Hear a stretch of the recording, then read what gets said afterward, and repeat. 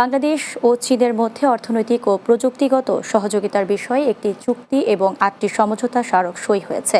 বেজিংয়ে চীনের president Xi Jinping এর সঙ্গে অনুষ্ঠিত দ্বিপাক্ষিক বৈঠক করেন প্রধান উপদেষ্টা ডক্টর মোহাম্মদ ইউনূস। এছাড়া চীনের ব্যবসায়ী নেতাদের সাথে সংলাপে বাংলাদেশের সম্ভাবনাকে কাজে লাগিয়ে চীনা বিনিয়োগকারীদের বাংলাদেশে বিনিয়োগের আহ্বান জানান প্রধান উপদেষ্টা। বিস্তারিত অর্ণব নাসিরের প্রতিবেদনে। স্থানীয় সময় শুক্রবার সকালে বেইজিংয়ে গ্রেট হল অব দি পিপলে চীনের প্রেসিডেন্ট শি জিনপিং এর সঙ্গে দ্বিপাক্ষিক বৈঠক করেন বাংলাদেশের অন্তর্বর্তী সরকারের প্রধান উপদেষ্টা ডক্টর মোহাম্মদ ইউনূস।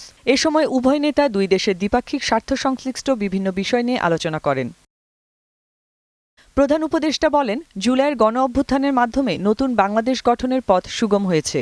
বাংলাদেশের সমৃদ্ধি উন্নয়নে চীনের আরও সহযোগিতা আশা করেন তিনি। এছাড়া রোহিঙ্গাদের প্রত্যাবাসনে চীনের শক্তিশালী ভূমিকা রাখার আহ্বান জানান ডক্টর ইউনূস। পরে বাংলাদেশ ও চীনের মধ্যে অর্থনৈতিক প্রযুক্তিগত সহযোগিতার বিষয়ে একটি চুক্তি এবং 8টি সমঝোতা স্মারক স্বাক্ষরিত হয়। এছাড়া বেইজিংয়ের একটি রাষ্ট্রীয় অতিথিশালায় চীনের ভাইস প্রেসিডেন্ট হান জং এর সঙ্গে বৈঠক করেন প্রধান উপদেষ্টা ডক্টর মোহাম্মদ ইউনূস। এদিকে বেইজিংয়ে বাংলাদেশ দূতাবাস আয়োজিত চীনের ব্যবসায়ীদের সঙ্গে মতবিনিময় করেন প্রধান উপদেষ্টা। এ সময় নতুন বাংলাদেশি ব্যবসা বাণিজ্যের সম্ভাবনার কথা তুলে ধরেন ডক্টর মোহাম্মদ ইউনূস।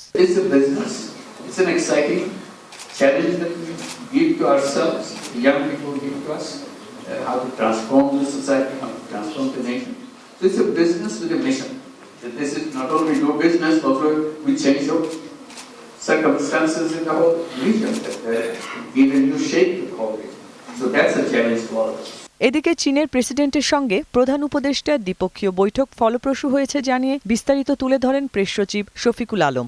চায়নার সাথে আমাদের যে সমস্ত ইস্যুগুলো আছে, যেগুলো বিষয়ে আমরা চায়নার সত্যিকার অর্থে সাপোর্ট চাচ্ছি, সেই বিষয়গুলো উনি বলেছেন।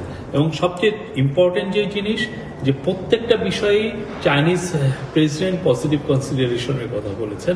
এই পুরো ভিজিটের একটা অন্যতম দিক ছিল যে চাইনিজ ইনভেস্টরদেরকে বাংলাদেশে ইনভাইট করা। Arnab Nasir, news desk, Bangla TV.